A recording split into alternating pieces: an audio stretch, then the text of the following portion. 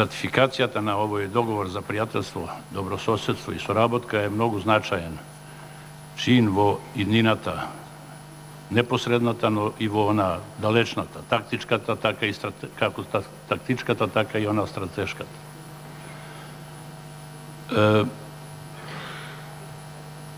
Мислам дека сме на прагот на донесување на таа значајна одлука и нејзино изгласување, и тоа на некој начин ми дава простор да го кажам она што исто така во ова прилика треба да се каже.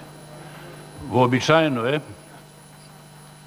договорите за пријателство, добрососедство и соработка да бидат правени врз принципите на реципроцитетот и да бидат симетрични. Morame da kažeme дека овој договор не спаѓа во таа стандардна форма. Тој не е граден врз принципите на реципроцитетот и тој не е сосема симетричен. Има неколку клучни точки во кои тој одстапува од овој модел. Мислам дека ова треба да се спомне денес, заради тоа што е многу значајно да се нагласи дека македонската страна, Република Македонија, оваа влада, прават напори кои всушност излегуваат надвор од стандардната процедура. Дека прават напори и одстапки кои не се вообичаени. Со тоа ја нагласуваат својата добра волја, со тоа ја нагласуваат својата готовност да отидат подалеку отколку што инаку. Тоа од нив би го барала меѓународната правна, да кажам, процедура.